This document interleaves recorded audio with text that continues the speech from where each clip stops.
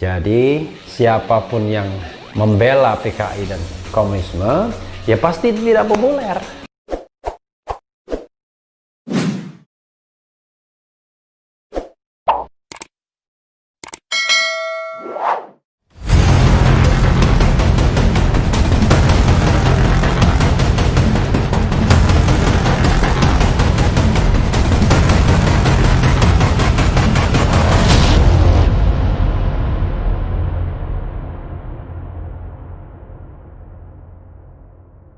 Assalamualaikum warahmatullahi wabarakatuh, Sobat RH sekalian.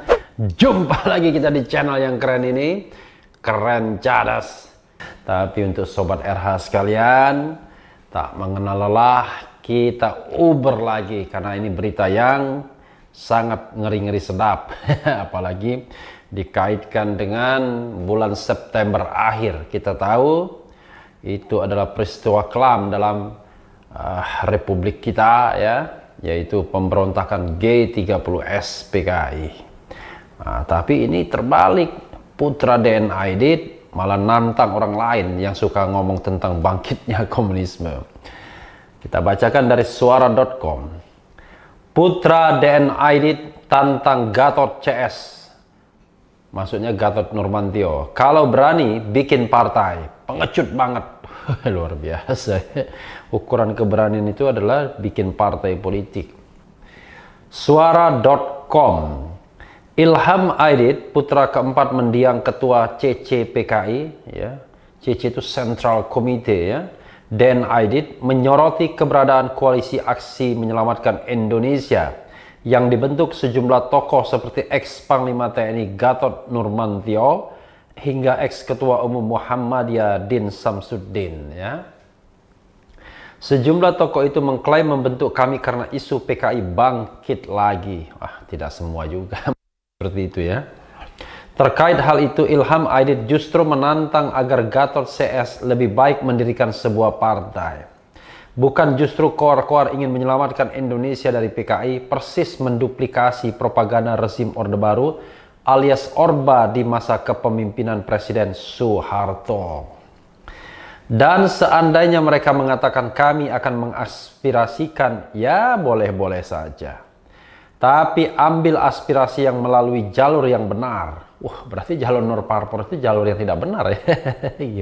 Gimana cara mikirnya? Kalau mereka berani, bikinlah partai dan bertarung di parlemen. Itu pengecut banget mau disebut hebat tapi bertarungnya enggak mau gitu loh, kata Ilham saat dihubungi suara.com Kamis 24 September 2020 kemarin. Dia pun menganggap isu kebangkitan PKI gaya baru yang digulirkan Gatot CS itu merupakan omong kosong. Sebab menurut Ilham Aidit, paham komunisme sejati tidak lagi memiliki ruang di dunia pun termasuk di Indonesia. Ilham Aidit pun menyoroti ihwal narasi Gatot yang kerap berkoar-koar ingin menyelamatkan Indonesia.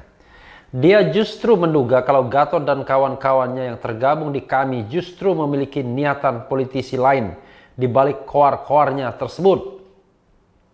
Ini kami, ini aliansi untuk menyelamatkan Indonesia. Kebayang nggak sih orang-orang yang mengatakan bahwa mereka akan menyelamatkan Indonesia hanya terdiri dari 30-40 orang. Padahal sebuah negara yang besar itu ketika harus selamat itu butuh sebuah lembaga, badan, departemen yang mengatur itu semua. Jadi saya bilang ini omong kosong besar, kata Ilham Aidit. Ya. Orang kalah. Terlebih menurut Ilham Aidit, Gatot CS yang tergabung di dalam kami tidak lain hanyalah segelintir orang kalah, di mana sebagian besar dari tokoh-tokoh yang tergabung di dalam kami merupakan lawan politik Presiden Joko Widodo alias Jokowi saat Pilpres 2020. Siapa lawan politiknya, ya? Malah lawan politiknya udah masuk istana semua. Prabowo masuk istana, Sandiaga Uno malah dibilang pengkhianat, ya. Masuk istana juga walaupun dari jalan samping, ya. Sebetulnya notabene-nya mereka adalah orang-orang yang kalah. Siapa sih yang nggak tahu Rizal Ramli, Din Samsudin, kemudian Rocky Gerung. Itu orang-orang yang sudah terlempar dari pusaran politik, ujar Ilham Aidit. Lebih lanjut, Ilham Aidit juga menilai apa yang dilakukan Gatot CS tidak lain hanya untuk mengaktualisasikan diri di panggung elit. Padahal mereka menurutnya tidak lain hanyalah orang-orang yang kalah melulu. Duplikasi Orba. Ilham Aidit sebelumnya juga angkat bicara ihwal kembali mencuatnya isu kebangkitan PKI. Belakangan isu tersebut mencuat usai Gatot Nurmantio mengungkap alasan dirinya dicopot dari jabatan Panglima TNI karena menginstruksikan jajarannya untuk memutar kembali film pengkhianatan G30S PKI. Ilham Aidit mengaku tak heran ihwal mencuatnya kembali isu kebangkitan PKI. Menurut dia, isu kebangkitan PKI itu memang selalu dikoar-koarkan oleh pihak tertentu setiap tahunnya, khususnya ketika memasuki bulan September. Bayangkan, sekarang sudah lebih dari 50 tahun itu dibangkit-bangkitkan lagi dan sebagainya. Memang tahun-tahun yang tidak pernah berakhir. Buat kami-kami ini tahu bahwa ini nggak akan berakhir. Mungkin reda sedikit karena ada isu lain, tapi kemudian nanti akan muncul lagi ucap Ilham Aidit. Ilham Aidit pun berpendapat bahwa semua yang terjadi itu bukan tanpa sebab. Dia menilai hal itu ialah dampak daripada begitu luar biasanya propaganda rezim Orde Baru di bawah kepemimpinan Presiden Soeharto yang berkuasa selama 32 tahun. Salah satu propaganda tersebut yaitu melalui film doku-drama propaganda berjudul Pengkhianatan G30S PKI karya Arifin Sinur yang ketika itu diwajibkan ditonton bagi siswa-siswi di bangku sekolah. Ya, saya mengalami itu ya. Ketika SD itu diwajibkan nonton Pengkhianatan G30S PKI ini. Cuman memang akhirnya di film tersebut kelihatan betul bahwa cemerlang sekali Pak Harto dan yang lainnya kelihatan tokoh-tokoh figuran semua. Film Pengkhianatan G30S PKI pada era 80-an hingga 90-an menjadi modal bagi Presiden Soeharto memberikan penjelasan tentang tragedi 65 versinya sendiri. Film tersebut disponsori pemerintah Orba dengan anggaran 800 juta rupiah. Sehingga ada 1,5 generasi lah ya kira-kira yang berhasil didoktrinasi atau dipaparkan soal beginian. Itu perlu terapi yang juga lama, ujar Ilham Aidit. Wah, luar biasa ya. Kepada Suara.com, Ilham Aidit sebelumnya juga pernah mengaku kesal kepada Gatot Nurmantio. Khususnya saat menjabat sebagai Panglima TNI, Gatot pernah menginstruksikan prajuritnya untuk wajib menonton kembali film Pengkhianatan G30S PKI. Padahal menurut dia, dengan mewajibkan menonton film tersebut hanya akan menanamkan kebodohan kepada generasi bangsa perihal sejarah yang telah direkayasa Orde Baru. Tetapi sebagian besar masyarakat saya yakin sudah jauh lebih pintar dan kritis, ungkap Ilham Aidit. Ya, sobat daerah sekalian, kalau ngomong mengenai PKI ini memang dilematis ya. Kenapa dilematisnya? Karena memang pemerintah Orde Baru selama 32 tahun berhasil menanamkan sebuah ketakutan ya akan isu-isu komunisme. Padahal di sisi lain isu itu digunakan untuk melanggengkan kekuasaan Orde Baru. Tapi apakah kemudian isunya itu buruk? Enggak. Karena isu yang diambil itu adalah baik, menjadi common concern rakyat Indonesia, maka kemudian itu bisa diterima di mana-mana, accepted. Kalau isunya misalnya radikalisme Islam misalnya, itu belum tentu bisa diterima. Karena banyak juga orang yang menentang. Tapi kalau sudah isunya adalah kebangkitan PKI, lain lagi jalan ceritanya. Karena sampai sekarang pun kita tidak menerima yang namanya ajaran komunisme dan juga bangkitnya kembali PKI. Masih ada TAP MPR 25 tahun 1966, TAP MPRS ya, yang melarang itu. Jadi sobat era sekalian, memang agak berbeda dengan isu-isu lainnya seperti khilafah, radikalisme dan lain sebagainya, yang itu memunculkan pro dan kontra di masyarakat. Tapi yang ini jarang sekali orang kemudian dengan terang-terang mengatakan mereka adalah pro PKI ya. Tapi kalau Ilham Aidit bicara lain ya tentu saja, karena dia adalah putra dari ketua CC ya, waktu itu namanya Central Committee Partai Komunis Indonesia, DN Aidit. DN itu Dipa Nusantara Aidit ya. Kalau kita lihat film G30 PKI itu orangnya merokok kalau tidak salah ya. Nah, karena itu tidak heran kalau memang isu tentang PKI ini dalam tanda kutip ya selama era Orde Baru laku. Isunya juga benar, merupakan musuh bersama, tetapi juga efektif untuk melanggengkan kekuasaan Orde Baru. Sekarang, kalau isu kebangkitan komunisme itu kemudian digulirkan lagi saat ini, maka kira-kira apa benefitnya bagi siapapun? Saya tidak melihat suatu benefit yang luar biasa, kecuali bahwa ada wacana yang memang khas. Ya sama seperti saya selalu bicara tentang presidensial threshold. Mungkin concernnya di sana. Kalau Gatot Nurmantio concernnya di kebangkitan komunisme PKI. Jadi masing-masing orang berbicara berdasarkan latar belakang pengetahuan yang ada pada dirinya dan pengalaman yang ada pada dirinya. Orang seperti saya ya concern di soal-soal yang terkait dengan presidensial threshold karena itu bersinggungan dengan ilmu yang saya pahami, yaitu constitutional law atau hukum tata negara dan pemilu atau election law. Jadi disitulah ada constitutional questionnya, ada juga soal pemilunya di isu tentang presidensial threshold. Itu satu bagian Sobat Era sekalian. Jadi siapapun yang membela PKI dan komunisme ya pasti tidak populer. Walaupun reformasi ini sudah berjalan selama 22 tahun, tidak ada orang yang mau membela atau stand di sisi bahwa dia adalah pembela PKI dan komunisme. Karena secara hukum memang dilarang, secara sosiologis tidak pernah populer. Ya. Nah, di sisi lain, kritik Ilham Aidit mengenai kalau berani biar tidak pengecut, ya kan, membentuk partai politik. Itu sudah berkali-kali saya katakan, kalau kami bermimikir jadi partai politik lebih baik saya keluar saja, ya kan, dari arus kami. Kenapa?